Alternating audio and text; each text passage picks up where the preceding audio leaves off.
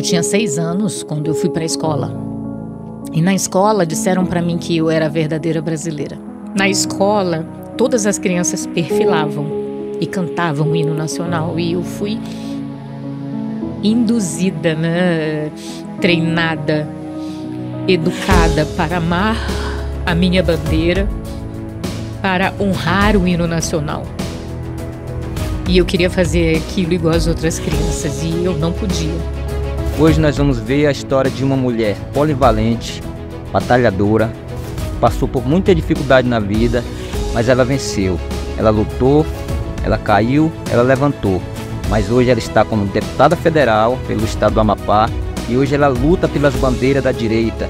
E nós estamos para divulgar o trabalho dela e de muitos outros que estão batalhando para a esquerda não tomar o poder. Vamos conhecer um pouco desta mulher.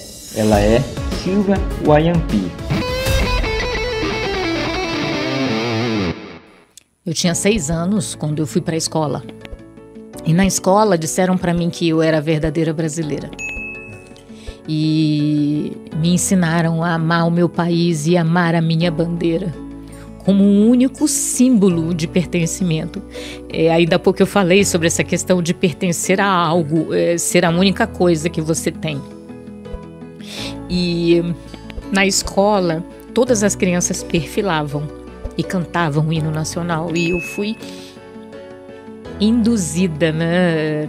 Treinada, educada para amar a minha bandeira, para honrar o hino nacional.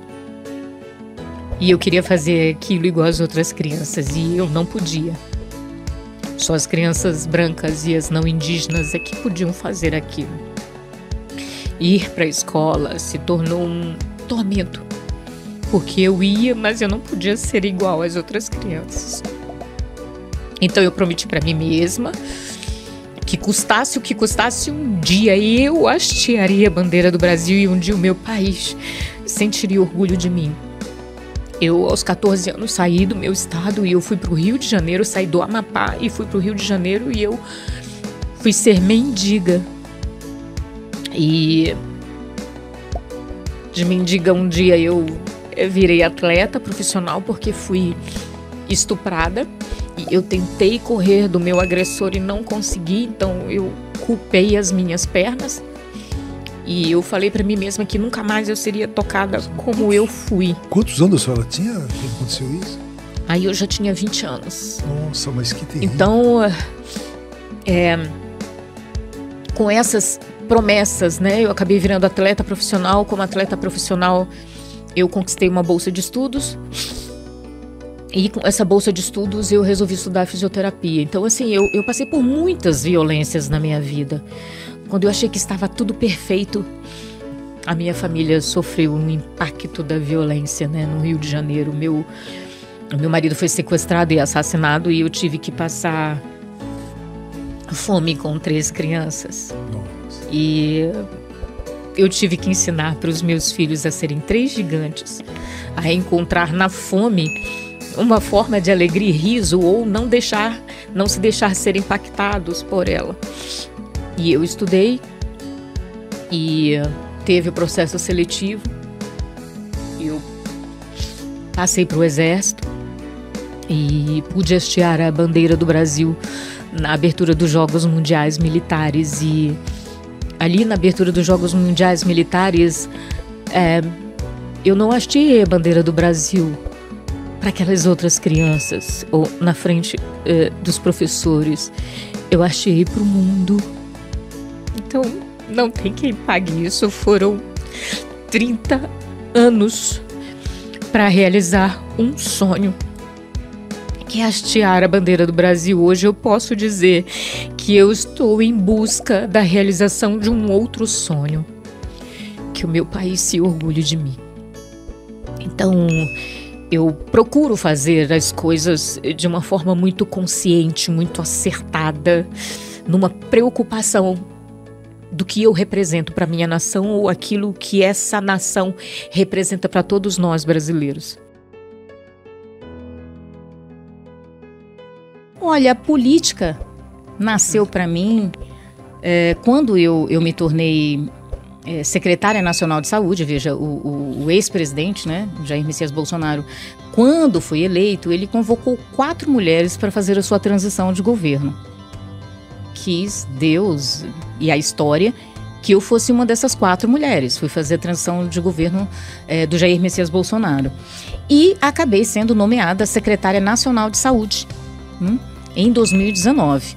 O que aconteceu? Lá, obviamente, eles acreditavam que uma índia assumiu como secretária nacional de saúde. Não deve entender nada. Mas eu fui muito bem treinada dentro do Exército Brasileiro.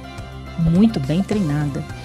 E eu conseguia interceptar, achar desvios, e eu ia para cima. E isso me rendeu eu ter sido feita refém uma vez. Sofri 2 tentativas de assassinato. É mesmo? E quando eu me deparei com essas adversidades dentro do executivo ou das influências que o parlamento poderia ter, né, que o legislativo poderia ter dentro do executivo, eu disse não. Isso, todo cidadão de bem deve colocar o seu nome à disposição da sociedade. Porque se você não colocar o seu nome à disposição da sociedade, apenas os inescrupulosos estarão lá para ocupar o lugar e determinar o percurso da sua vida.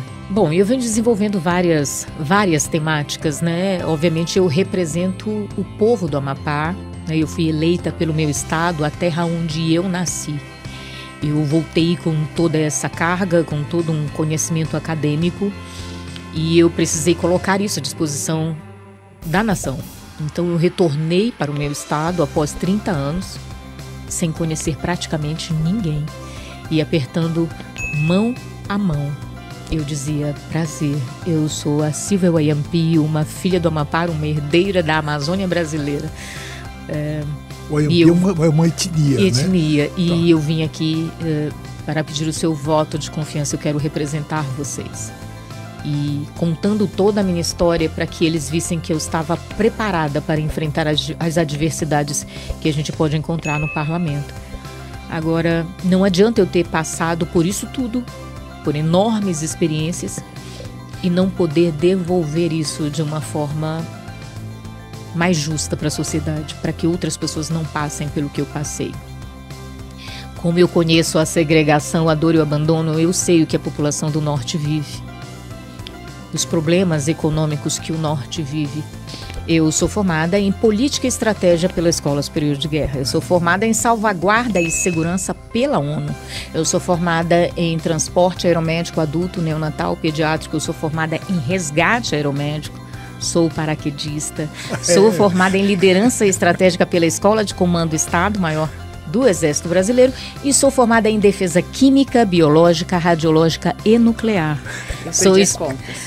Sou especialista em anatomia, biomecânica, terapia intensiva. Fundei o primeiro serviço de fisioterapia de emergência do Brasil, com formação específica em transporte aeromédico e o DQBRN, né, a Defesa Química, Biológica, Radiológica e Nuclear. Fui homenageada pelo meu conselho, né, pelo Prefeito 2, com a Comenda Fernando Lemos, que é a mais alta distinção dada àqueles que marcaram a história da saúde no Brasil. Até alguns conhecidos meus dizem assim: você assusta. Mas não é porque eu realmente assuste. O romper com o ideal imaginário assusta. Talvez as pessoas estivessem esperando que eu fosse vítima e que eu não fosse tão corajosa ou que eu não tivesse uma percepção... Porque você tem tudo para ser vítima e não é vítima. Não sou vítima. Não sou. Por incrível que pareça.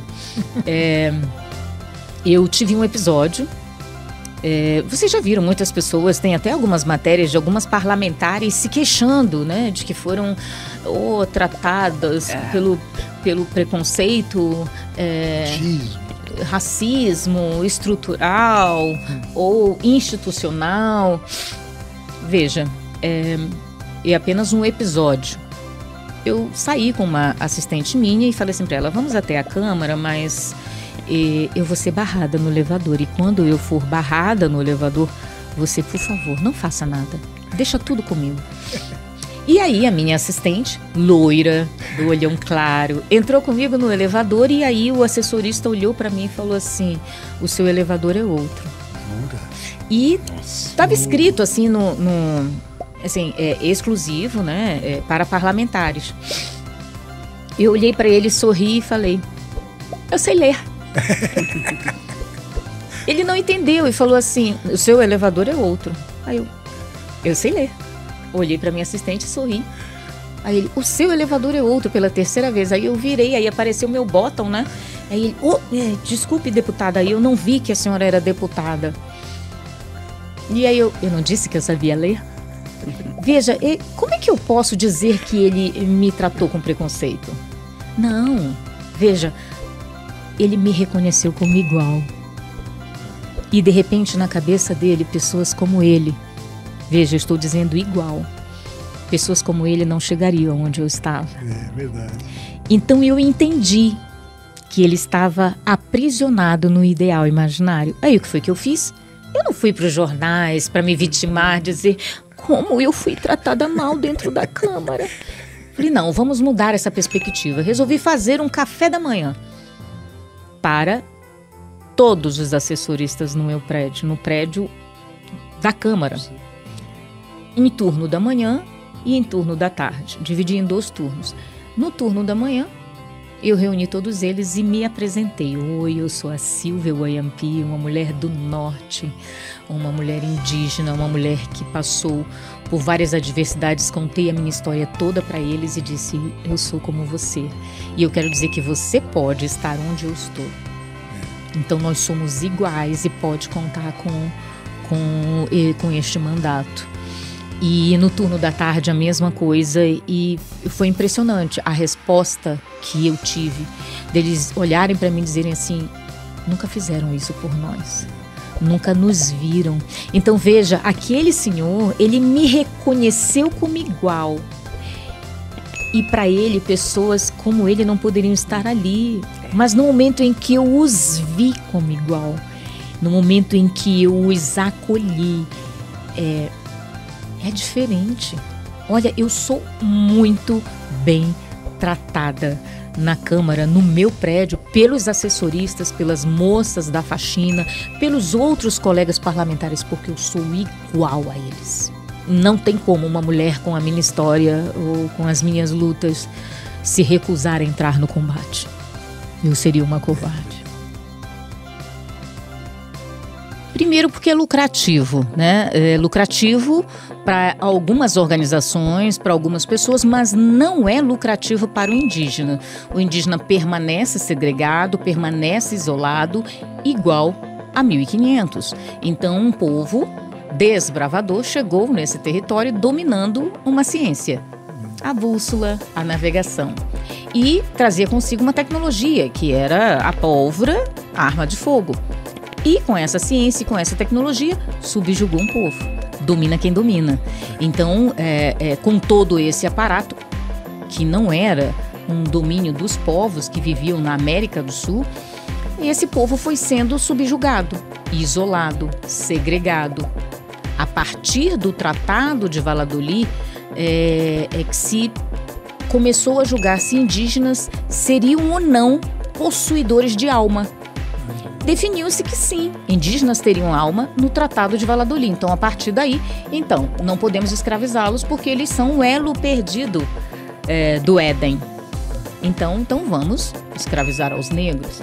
Então, é tudo uma construção histórica para esse isolamento. A partir daí, obviamente, nós sabemos que o Brasil foi utilizado como uma colônia de exploração. Ainda continua um país riquíssimo, cheio de possibilidades, mas é necessário que se use uma narrativa, um povo ou uma história ou um segmento para que você consiga controlar uma nação.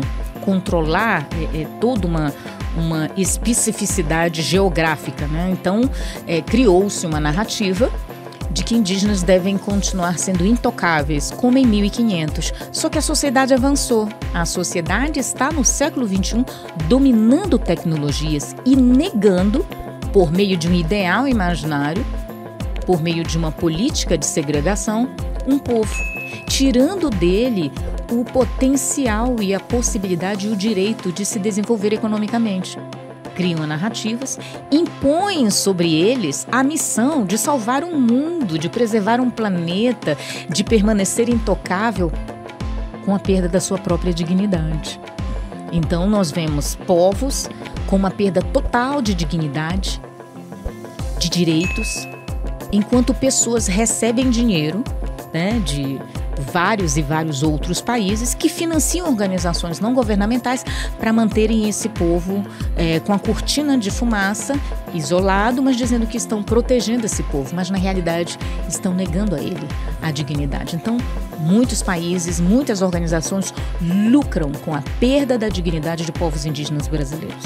Então, veja bem, você está dentro de um país que te segregou, de um ideal imaginário. Veja, eu não estou falando de preconceito, eu estou falando de ideal imaginário, porque até quem nos assiste agora, se fechar os olhos e nós pensarmos em indígena, eles vão me jogar lá em 1500, eles não vão conseguir me ver neste século. Mas a culpa é da pessoa? Não, não é, ela não está sendo preconceituosa. Foi um ideal imaginário que foi implantado e que está sendo alimentado até hoje. Só que, para um povo que ao longo da história perdeu tudo, não tem absolutamente nada a não ser a sua identidade, o seu pertencimento. Então é tudo que eles têm, mesmo que tudo aquilo que eles tenham seja a pobreza, seja um engano. Então muitas das vezes quando falam para o indígena que ele tem o potencial para ser igual a qualquer cidadão brasileiro, como ele também o já algumas organizações já dizem, não, você vai perder a sua identidade, a sua história vai morrer. Mas a história dele é só aquilo. Ele só conhece aquele mundo, ele não conhece o mundo lá fora. Por exemplo, eu recebi um pedido de ajuda de uma indígena que disse, eu quero elétrica, porque ela não conseguia pronunciar energia elétrica. Ela dizia, eu quero elétrica, eu também sou ser humano. E eu perguntei, mas como assim? Se existe o programa Luz para Todos, vocês têm direito. Veja, a população aqui fora da reserva, eles têm energia elétrica, mas por que vocês não têm ela? Não é que a gente não queira, nós queremos. Mas a ONG vem e proíbe, diz não vai ter energia elétrica. Inclusive já tiveram indígenas que falaram para mim que uma determinada ONG, quando houve a discussão de ter ou não ter energia elétrica dentro da aldeia, falaram para eles, não, vocês vão virar uma favela. E alguns perguntarem, o que é favela? E mostrarem um confronto armado no Rio de Janeiro entre policiais e traficantes. Então qualquer povo que não conhece, que não tem entendimento, que não tem um convívio, que não tem perspectiva da geografia, da geopolítica ou como o crime organizado se instalou naqueles lugares, olha e acha que a culpa do crime organizado é energia elétrica. Então eles dizem, eu não quero isso para mim. Então, novamente, nos condenando a perder a nossa identidade. Veja, eu olho para ti e digo assim, mas o seu cabelo está muito sofisticado, então você não é mais brasileira. Por quê? Porque você decidiu ter um cabelo mais sofisticado? Porque você decidiu ter um brinco que de repente não foi confeccionado dentro desse território? Então eu olho para ti e digo que você perdeu a sua identidade ou que você não merece ser brasileira. É tudo que você tem. Por quê? Porque você não seguiu o meu padrão, o padrão que eu criei, do qual você deve estar presa nele. Então a sociedade precisa entender isso, que muitas das vezes ela não está ajudando a salvar um povo quando ela diz assim, mas eles gostam de Hilux, ali que é terra, mas não fazem a diferença de que muitas das vezes aquele povo que está ali não é o mesmo que eles viram num determinado movimento que gerou um caos, dentro de uma cidade ou numa estrada. Então, justamente porque o Brasil ficou muito distante dessa percepção do que é ou do que são os povos indígenas brasileiros. Existem várias etnias, são mais de 200 línguas faladas, são mais de 358 povos com culturas diferentes, com relações diferentes entre a sociedade. Então, os povos indígenas do Nordeste são diferentes dos povos indígenas do Centro-Oeste, como os da Amazônia brasileira, que vivem mais isolados. Então, enquanto a sociedade ela não tiver essa relação com os seus parentes, nós continuaremos condenando a nossa nação, porque nós estaremos colaborando com narrativas internacionais para dominar este território. Soberania não se negocia, não se empresta e não se revoga, não se recusa. Nós somos um país, nós somos uma nação e devemos ter esse entendimento enquanto nação. Proteger o nosso território, proteger o nosso povo, e as opiniões internacionais não devem interferir na soberania desse país. Enquanto a sociedade brasileira não tiver essa consciência, nós estaremos o tempo inteiro sendo subjugados e induzidos e comandados pela opinião alheia e não pela necessidade do nosso povo. As reservas, elas são um resgate histórico de um povo que perdeu não é o seu modo de vida, mas sim um povo que foi obrigado a permanecer longe da civilização, né? Então, as terras, elas são um direito. Mas será que é direito mesmo? Como assim? É um direito pela metade, porque você tem o usufruto da terra, mas você não pode produzir nela.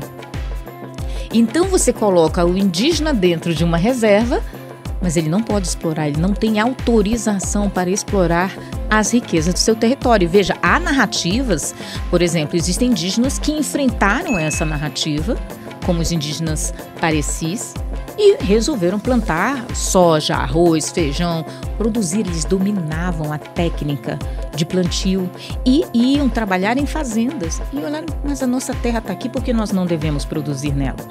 E começaram a produzir, avançaram a tal ponto, mas foram multados pelo IBAMA, proibidos pelo Ministério Público Federal, que, presos no ideal imaginário ou contaminados pela narrativa internacional, incautos, muitas das vezes, achando que estão protegendo, estavam condenando aquele povo à miséria. Então, várias e várias vezes eles foram proibidos e multados. E